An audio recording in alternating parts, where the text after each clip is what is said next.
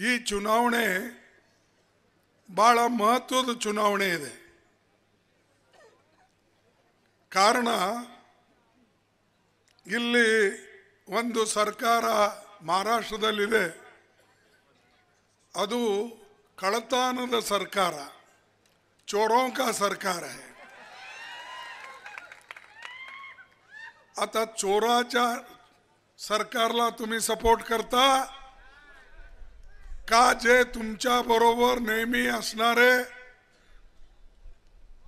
आणि तुमच्या समस्याला सोडवणारे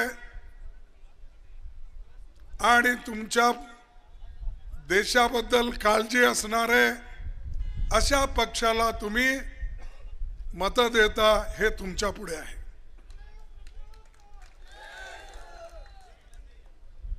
ಇದು ಯಾಕೆ ನಾನು ಹೇಳ್ತಾ ಇದ್ದೀನಂದ್ರೆ, ಈಗಿರೋ ಗವರ್ನಮೆಂಟು जन आरसिद्ध गव्हर्नमेंट अल्ल, लोकांनी निवडलेलं सरकार नाही, ते चोरी केलेले सरकार आहे. आणि चोरून जे केलेले आहेत ते फार दिवस टिकत नाही, कारण त्याला काही विचार नाही, काही आयडियोलॉजी नाही. आणि ज्या लोकांजवळ आयडियोलॉजी नसते, विचार नसते, ते लोक तुम्हाला चांगल्या मार्गावर घेऊन जाणार नाहीत. त्यासाठी तुम्ही ह्या वेळेला सिद्धराम मेत्रेंना निवडून आणला तर एक चांगली सरकार महाराष्ट्रात येईल आणि तुमचे सगळे काम करतील. ನಿಮ್ಮೆಲ್ಲರಿಗೂ ಗೊತ್ತಾಯ್ತಲ್ಲ, ಒಳ್ಳೆ ಸರ್ಕಾರ ಬಂದ್ರೆ ನಮ್ಮ ಕೆಲಸಗಳು ಆಗ್ತವೆ. ಈ ಕಳ್ಳರ ಸರ್ಕಾರ ಬಂದ್ರೆ ಎಲ್ಲ ಕಳ್ಳತನ ಮಾಡಿಕೊಂಡೇ ಹೋಗ್ತಾರೆ. ಇಲ್ಲಿ ಡಬಲ್ ಇಂಜಿನ್ ಸರ್ಕಾರ ಅಂತ ಹೇಳಿ ಮೋದಿ ಅವರು ಹೇಳ್ತಾರೆ. ನಾನು ಹೇಳ್ತೇನೆ, ಇದು ಡಬಲ್ ಇಂಜಿನ್ ಸರ್ಕಾರ ಅಲ್ಲ, ಇದು ಕಳ್ಳತನದ ಸರ್ಕಾರ. ಒಂದು ಡಬಲ್ ಇಂಜಿನ್ ಅಂದ್ರೆ ನಾನು ಹೇಳಬೇಕಾದ್ರೆ ದಿಲ್ಲಿ ಸರ್ಕಾರ. ದಿಲ್ಲಿ ಸರ್ಕಾರ ನಿಮ್ಮನ್ನ ಎಷ್ಟೋ ಮೋಸ ಮಾಡಿದೆ, निमग गोत्तागबेकु. तुम्हाला एवढं त्यांनी फसवलंय, खोटं बोललंय. खोटं बोलून त्यांनी दिल्लीत राज करत आहे मोदींनी, आणि इथं चोरी करून शिंदेनी राज करत आहे. त्याच्यासाठी तुम्हाला ह्या वेळेला सतर्क राहायचं आहे. मी तुम्हाला सांगू इच्छितो, हे मोदी अगोदर सांगितले लोकांना, हे काँग्रेसचे लोक त्यांच्या काळी काळा पैसा बाहेर ठेवलेत आणि ती मी आणून तुम्हा सगळ्यांना 15-15 लाख देतो म्हणले. खरं नाही सांगितले की नाही? नाही. मग काय हो, एक प्रधानमंत्री होऊन असं खोटं बोलतोय? मिळालंय तुम्हाला? मिळालं नाही. मी सांगत नाही, हे त्यांनीच सांगितलं. आणि ते खोटं बोलतात की मी खोटं बोलतो हे सांगा तुम्ही. त्यांनी खोटं बोलले. दुसऱ्यांना सांगितले युवकांना, मी सगळ्यांना सत्तेवर आल्यानंतर 2-2 कोटी नोकऱ्या युवकांना देतो. सांगितलं का नाही? ಹೇಳಿದಾರಿಲ್ಲಪ್ಪ. 2 ಕೋಟಿ ನೌಕರಿ ಕೊಡ್ತೀನಿ ಅಂತ ಹೇಳ, ಎಲ್ಲವ 2 ಕೋಟಿ? 15 ಲಕ್ಷ ಎಲ್ಲಿದೆ? ರೈತರಿಗೆ ಹೇಳಿದ್ರು. ರೈತರಿಗೆ ಏನು ಹೇಳಿದ್ರು? ನಿಮ್ಮ ಆಮದಾನಿ ಡಬಲ್ ಮಾಡಿಕೊಡ್ತೀನಿ ಅಂತ ಹೇಳ್ದ. MSP ಡಬಲ್ ಮಾಡಿಕೊಡ್ತೀನಿ ಅಂತ ಹೇಳ್ದ. ಆಯ್ತಾ? ಡಬಲ್ ಆಯ್ತಾ ಇನ್ಕಮ್ ನಿಮ್ದು? ಸೋಯಾಬೀನ್ದು MSP ರೇಟ್ ಕೊಡೋಪ್ಪ ಅಂದ್ರೆ ಕೊಡಲ್ಲ, ಖರೀದಿ ಮಾಡ್ತಾ ಇಲ್ಲ. ಈಗ ರೈತರು ಬೇರೆ ಕಡೆ ಮಾರ್ತಾ ಇದ್ದಾರೆ 2,000 ರೂಪಾಯಿ 2,200 ರೂಪಾಯಿದಲ್ಲಿ ಮಾರ್ತಾ ಇದ್ದಾರೆ. ಆದರೆ ಇವರು ಹೇಳಿದರು ಮೊದಲ MSP ರೇಟ್ ಎಷ್ಟಿದೆ ಇಲ್ಲಿ? 4,000 ಇದೆಯಲ್ಲ, ಎಷ್ಟು? ಸೋಯಾಬೀನ್ ರೇಟ್ ಎಷ್ಟಿದೆ?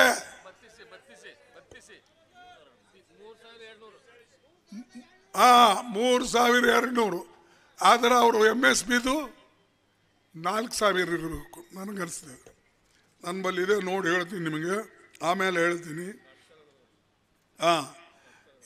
ಅವ್ರು ಹೇಳಿದ್ರು ಇಷ್ಟು ಹಣ ಕೊಡ್ತೀನಿ ಅಂತ ಹೇಳಿದ್ದನ್ನ ಅವರಿಗೆ ಕೊಡಕ್ಕೆ ಆಗಲಿಲ್ಲ. 4,500 ನನ್ನ ಬಲ್ಲೂ ಇದೆ. MSP 4,892 ರೂಪಾಯಿ. ಈಗ ರೈತರು ಪ್ರತಿ ಕ್ವಿಂಟಲ್ಗೆ 4,100 4,200 ರೂಪಾಯಿಗೆ ಮಾರ್ತಾ ಇದ್ದಾರೆ. ಇದನ್ನ ಯಾಕೆ ರೈತರಿಗೆ ಸಹಾಯ ಮಾಡಲಿಲ್ಲ? ಇಲ್ಲ ಅಂದ್ರೆ ಸ್ಟೇಟ್ ಗೌರ್ಮೆಂಟು ಸಬ್ಸಿಡಿ ಕೊಡಬೇಕು. ಆ ಸಬ್ಸಿಡಿನೂ ಕೊಡ್ತಾ ಇಲ್ಲ ರೈತರಿಗೆ. ನಮ್ಮ ಸರ್ಕಾರ ಬಂದ್ರೆ ಈಗೇನಿದೆ MSP ಅದಕ್ಕಿಂತಲೂ ಹೆಚ್ಚಿನ ರೇಟ್ ನಾವು ಕೊಡ್ತೇವೆ ಅನ್ನತಕ್ಕಂಥ ಮಾತನ್ನ ನಿಮಗೆ ಹೇಳ್ತೇನೆ. ಇವತ್ತು ಅವರು ಘೋಷಣೆ ಮಾಡಿದ್ದಾರೆ. ಅವ್ರೇನು ಮಾಡಿದಾರೋ ಅದಕ್ಕಿಂತಲೂ 500 ರೂಪಾಯಿ ಹೆಚ್ಚಿನ ಕೊಡ್ತಕ್ಕಂಥದ್ದು ನಮ್ಮ ಮಹಾರಾಷ್ಟ್ರ ವಿಕಾಸ್ ಆಘಾಡಿದವರು ರೆಡಿ ಆಗಿದ್ದಾರೆ, ತಯಾರಾಗಿದ್ದೇವೆ. ಅದೇ ರೀತಿಯಾಗಿ ಈ ಅನೇಕ ವಿಚಾರದಲ್ಲಿ ಈ ನಮ್ಮ ಶಾ ಅವರು ಕೂಡ, ಶಾ ನನಗ ನೆನಪಿಲ್ಲ, ಯಾಕಂದ್ರೆ ಇಲ್ಲಿ ಸಿಂಧೆ ಅವ್ರನ್ನು ಹೋಮ್ ಮಿನಿಸ್ಟರ್ ಅರ. ಯಾವುದೇ ಹೋಮ್ ಮಿನಿಸ್ಟರ್ ಕೋಆಪರೇಟಿವ್ ಸೆಕ್ಟರ್ನಲ್ಲಿ ಕೈ ಹಾಕಿ ಹೋಮ್ ಮಿನಿಸ್ಟರ್ ಕೋಆಪರೇಷನ್ ಮಿನಿಸ್ಟರ್ನು ಆಗಿದ್ದು ನಾನು ನೋಡಿಲ್ಲ. ನನಗೂ ಈಗ 54 ವರ್ಷ ಆಯ್ತು. MLA ರಾಜ್ಯಸಭಾ ಮೆಂಬರ್ ಇದು ಒಂದೇ ಸಲ, ಇಲ್ಲ MLA MP ಆಗಿ ನಾನು ಸುಮಾರು 53 ವರ್ಷ ಆಯ್ತು. ನಾ ಎಲ್ಲಿ ಕೇಳಿಲ್ಲಪ್ಪ ಯಾವ ಹೋಮ್ ಮಿನಿಸ್ಟರ್ನು ಅವನಿಗೆ CBIನೂ ಬೇಕು, ಅವನಿಗೆ ಕೋಆಪರೇಟಿವ್ ಡಿಪಾರ್ಟ್ಮೆಂಟ್ನೂ ಬೇಕು, ಅವನಿಗೆ EDನೂ ಬೇಕು, ಫೈನಾನ್ಸ್ ಡಿಪಾರ್ಟ್ಮೆಂಟ್ದು, ಎಲ್ಲ ಡಿಪಾರ್ಟ್ಮೆಂಟ್ದು ಅವರಿಗೆ ಬೇಕಾದರೆ ಮತ್ತು ಬೇರೆ ಡಿಪಾರ್ಟ್ಮೆಂಟ್ಗಳು ಯಾಕಿರ್ಬೇಕು? ಅವ್ರಿಗೆ ಇದ್ದಿದ್ದು याके ಗೊತ್ತಾ? कशाला हे सगळं घेतलं त्याने? ED CBI कोऑपरेशन लोकांना सतवण्यासाठी, लोकांना जेलमध्ये घालण्यासाठी, लोकांना भीती दाखवण्यासाठी. असा माणूस देशाचा उद्धार करू शकतोय? तुमच्यासाठी वोट मागण्यासाठी, सरकार बनवण्यासाठी तुम्ही हे सगळे करू लागलात का? लोकांच्या हितासाठी? पंडित जवाहरलाल नेहरूजी ह्या देशात मिक्स्ड इकॉनॉमी आणले. मिक्स्ड इकॉनॉमी काय आहे?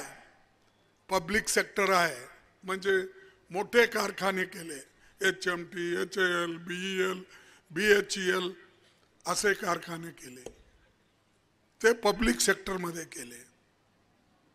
त्याच्यानंतर जॉइंट सेक्टर म्हणजे सरकार आणि प्रायव्हेटचे लोक मिळून ते जॉईंट सेक्टर केले. त्याच्यानंतर प्रायव्हेट सेक्टरला सुद्धा त्यांनी मंजुरी दिली. प्रायव्हेट लोक सुद्धा करतात तर ते सुद्धा करू शकतात. तिसरं कोऑपरेटिव्ह सेक्टर म्हणजे सगळे शेतकरी, छोटे मोठे व्यापारी हे cooperative banks, cooperative sugar factory, cooperative cotton mill, cooperative दूध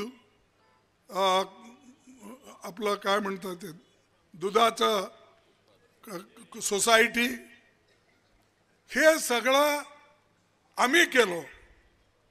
हे नेहरूजींनी केला. त्याला मिक्स्ड इकॉनॉमी म्हणतात. पण आम्ही एवढं सगळं केल्यानंतर यांनी एक एक करून विकू लागलाय. पब्लिक सेक्टर विकून आपल्या मित्रांना देऊ लागलाय. कोण त्यांचे मित्र? दोघं आहेत, अदानी आणि अंबानी. अहो, देशाचं बघता की तुमच्या दोन मित्राचं बघता? आणि या देशात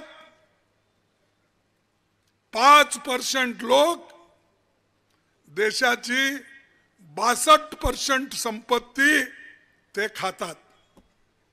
किती? 5% लोक.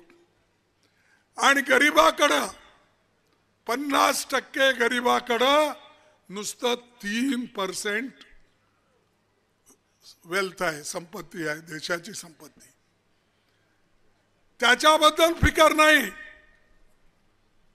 नुसतं भाइयों और बहनों, मैं वो दूंगा, मैं ये करूंगा. माताओं को बोलते थे वो, ते सांगत होते महिलांना, आमचे आई, आमचे बहीण, आमचे महिला समाज, त्यांच्या घरात हे सिलेंडर नाहीत, त्याचा उपयोग करायला पैसे नाहीत, ते चुली समोर बसले, लाकड आणि ते काय म्हणतात उपळे, हँडीत ಮಾಡ್ತಾರಲ್ಲ उपळे, कुळला, हे लाव, हे हँडी कुळला, ಅದು ते लावतात. जेव्हा ते धुवा येते ते बघितलं, त्यांच्या डोळ्यातलं पाणी जात आहे. त्याला बघता मला रडू आला. त्यामुळं इरल्या पाय अरडून, त्यामुळं काय झालं, डोळ्यातनं पाणी येवलं. मग मी ठरवलं की गॅस सिलेंडर महिलांना फ्री द्यावं. अरे कुठं आहे आता? कुठं आहे तुझे सिलेंडर? एवढं महाग करून ठेवलास. गरीबातले डोळे त्यावेळेला सांगितलं, आज डोळ्यातून पाणी निघाले पैसे देताना. आमचे सरकार आली तर येणार आहेच. 6 सिलेंडर फुक्कट देणार.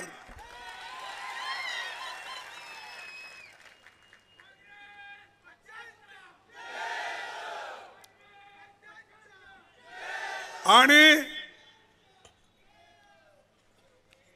महिलांना आम्ही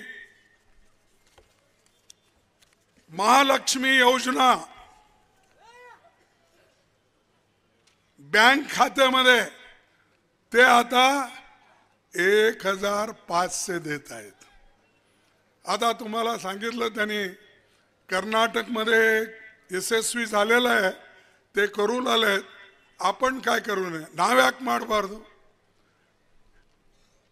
कर्नाटकದ नोड ಮೇಲೆ ते झाल्यानंतर आता त्यांनी सांगितलं 2100 रुपये. अहो, आम्ही 3000 रुपये महिलांना देणार आहोत. 3000 रुपये महालक्ष्मी योजना देणार आहोत.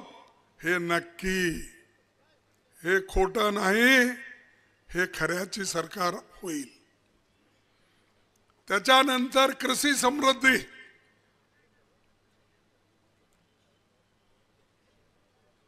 किसानाला म्हणजे शेतकऱ्यांना 3 लाखापर्यंत कर्ज मुफ्त,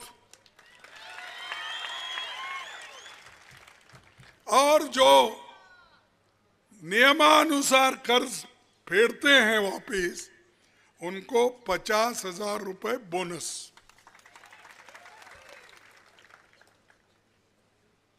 युवकांना, बेरोजगार लोग जो हैं ಯಾರಿದ್ದಾರೆ ಅವರಿಗೆ 4,000 रुपये प्रति तिंगळ, 4,000 रुपये महिन्याला प्रति युवकाला नोकरी लागेपर्यंत किंवा स्किल डेव्हलपमेंट मध्ये ते सेटल होईपर्यंत 4,000 रुपये स्टायफंड देणार.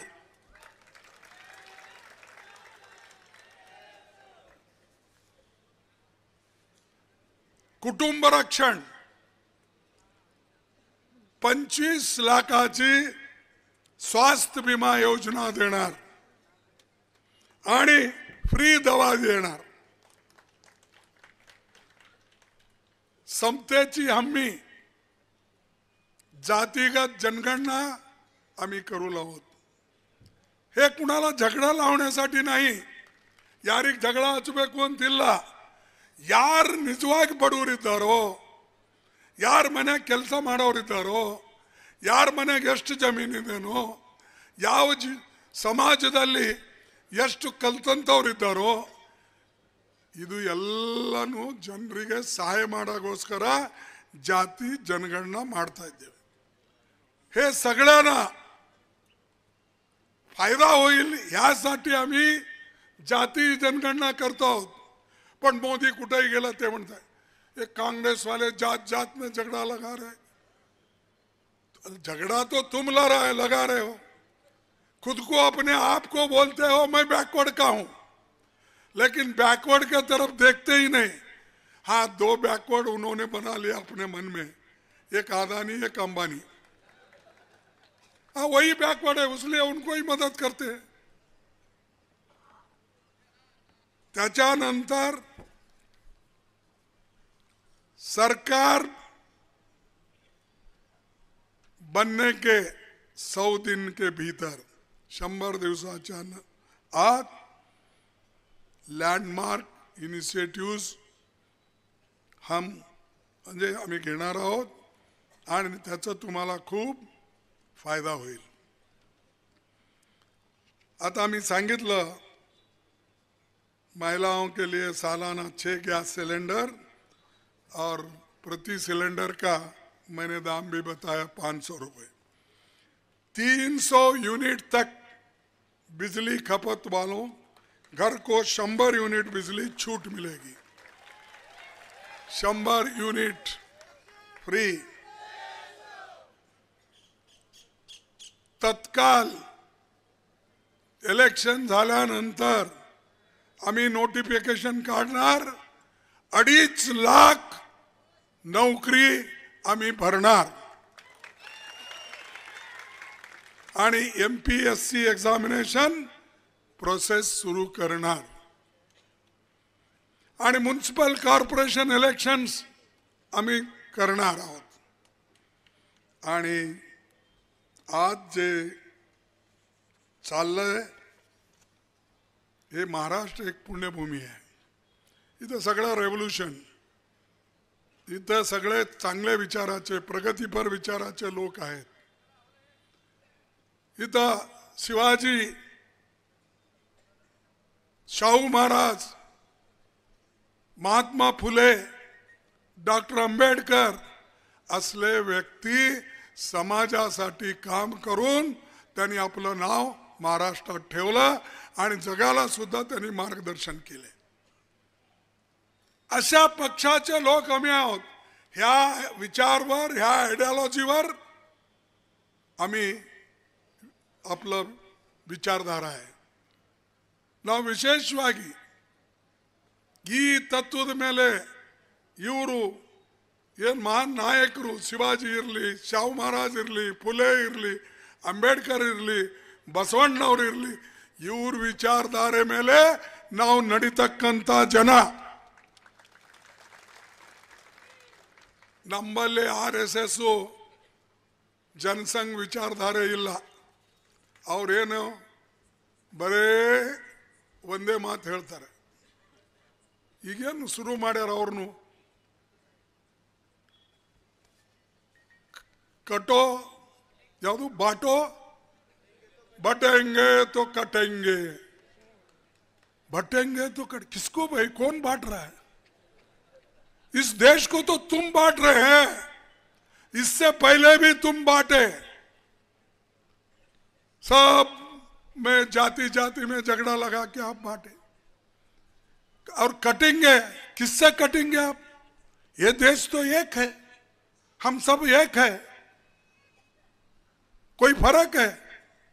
अरे नेहरू जी ने इस देश को एक रखा, गांधी जी ने इस देश को एक रखने के लिए गोलियां खाई है, घोड़से जैसे आदमी के तरह. इंदिरा गांधी ने अपनी जान दी, राजीव गांधी ने अपना जान दिया. आपके पास कोई तो एक जान दिया है? अरे इनके घर में एक कुत्ता भी नहीं मरा देश के लिए.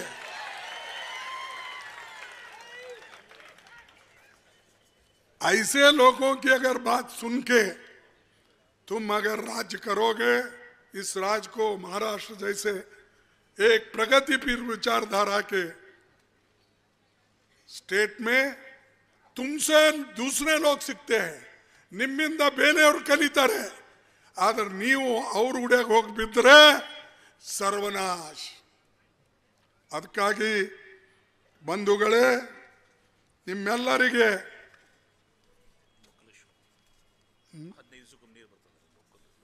ಇಲ್ಲಿ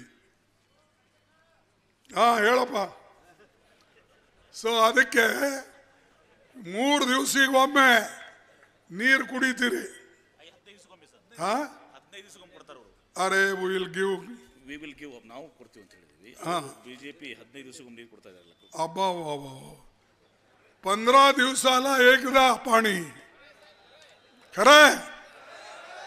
अरे हे खरं आहे, मी सांगू लागलो. ते खोटं बोलून रेटून बोलतात की ಸುಳ್ಳು ಹೇಳೋದು ಮತ್ತು ಜೋರಾಗಿ ಮಾತಾಡೋದು. ನಾನು ಚಪ್ಪ ನಿನ್ ಛಾತಿ ಅದ ಅಂತ ಹೇಳ್ಕೊತ ಉಡ್ಯಾಡೋದು. ಯಾವ್ದಕ್ಕೆ ತೊಳ್ಕೊಂಡು ಕುಡಿಯಕ್ಕೆ ಬರ್ತದ ಅದು? ಅದಕ್ಕೆ ನಾವು ನಮ್ಮವರು ಇಲ್ಲಿ MLA ಆದರೆ ಡೆಫಿನೆಟ್ಲಿ ವೀಕ್ಲಿ 3 ಸಲ ನೀರು ಬಿಡ್ತೇವೆ, 2 ದಿವಸಕ್ಕೊಮ್ಮೆ ಅಂತ ಇದು ವ್ಯವಸ್ಥೆ ಮಾಡ್ತೇವೆ. ಮತ್ತೆ ಹೇಳಿದ್ದನ್ನ ನಾವು ಅದರ ಪ್ರಕಾರ ನಡ್ಕೊಂಡು ಹೋಗ್ತೇವೆ. ಇನ್ನೊಂದು ವಿಷಯ, ಈಗ ಇವರು ಯಾವಾಗಲೂ ಸ್ವಲ್ಪ ಹೇಟ್ ಸ್ಪೀಚ್ ಮಾಡೋದು, ಕೆಟ್ಟ ಮಾತಾಡೋದು, ಒಬ್ಬರ ಮೇಲೆ ಒಬ್ಬರು ಜಗಳ ಹಚ್ಚೋದು, ಈ ಕೆಲಸ ಮಾಡ್ತಾರೆ. ನಾವೆಂದೂ ಕೂಡ ಯಾರಿಗೂ ಜಗಳ ಹಚ್ಚಿಲ್ಲ, ಒಬ್ಬರ ಮೇಲೆ ಒಬ್ಬರಿಗೆ ಎತ್ತು ಕಟ್ಟಿಲ್ಲ. ಹೀಗಂತೆ ದೇಶಕ್ಕೆ ಸ್ವಾತಂತ್ರ್ಯ ತಂದಿದ್ದು ಕಾಂಗ್ರೆಸ್ ಪಾರ್ಟಿ. ಇದೆಲ್ಲ ಜನ ಮರ್ತು ಹೋಗ್ಯಾರ. ನಮ್ಮ ಮಕ್ಕಳಿಗೆ ಏನೂ ಗೊತ್ತಿಲ್ಲ. ಹೊಸ ಯುವಕರು ಹುಮ್ಮಸ್ಸಿನಲ್ಲಿ ದೇಶಕ್ಕೆ ಯಾರು ತಂದ್ರು ಅದು ಗೊತ್ತಿಲ್ಲ, ಅವ್ರಿಗೆ ತಿಳ್ಕೊಳ್ಳಲ್ಲ. ದೇಶದ ಸಲುವಾಗಿ ಯಾರು ಸತ್ರು ಅದು ಗೊತ್ತಿಲ್ಲ. ದೇಶ ಒಕ್ಕಟ್ಟಿಡಕ್ಕೆ ಯಾರು ತನ್ನ ಆಹುತಿ ಕೊಟ್ಟರು ಗೊತ್ತಿಲ್ಲ. ಬರೇ ಎಲ್ಲ ಭಾಷಣ ಮಾಡೋದು, ಹೋಗೋದು. ಮೋದಿ ಅವರಂತೂ ಇದರೊಳಗೆ ಭಾಳ ಅವರು ಸಾಕು ಮಾಡಿಬಿಡು. ಒಂದು ಸಮಯ ಆಗಿದೆ, ಯಾಕಂದರೆ ನಾವು ಬಿಫೋರ್ ಸನ್ಸೆಟ್ಟು ನಮ್ಮ ಫ್ಲೈಟ್ ಹಾರಲಿಲ್ಲ ಅಂದರೆ ಮುಂದೆ ಹೋಗಂಗೇ ಇಲ್ಲ.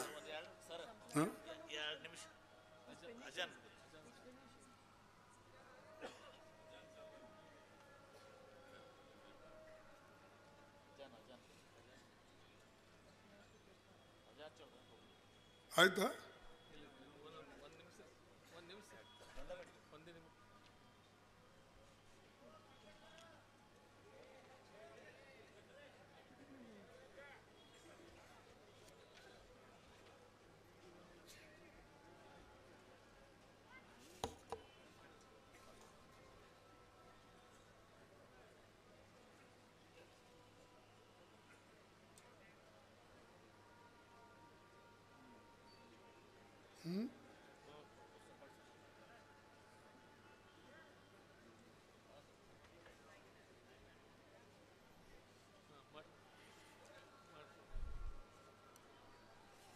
ಈಗ ನಾ ಹೆಚ್ಚು ಸಮಯ ನಿಮ್ಗೆ ತೆಗೆದುಕೊಳ್ಳೋದಿಲ್ಲ.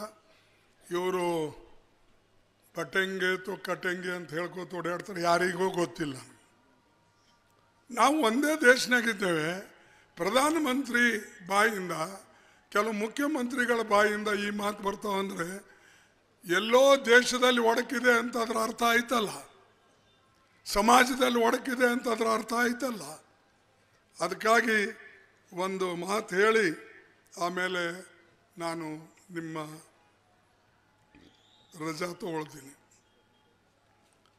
हिंदू या मुस्लिम के एहसासात को मत छेड़िए, हिंदू या मुस्लिम के एहसासात को मत छेड़िए, अपनी कुर्सी के लिए जज्बात को मत छेड़िए, अपने कुर्सी के लिए जज्बात को मत छेड़िए।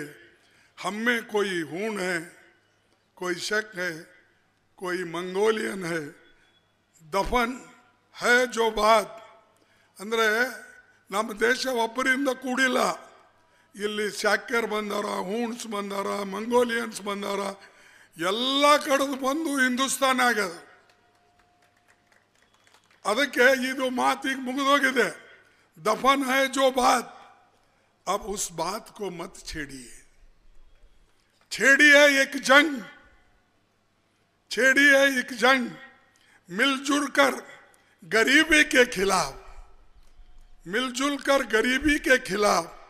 दोस्त मेरे मजहबी नगमात को मत छेड़िए, मजहबी नगमात को मत छेड़िए।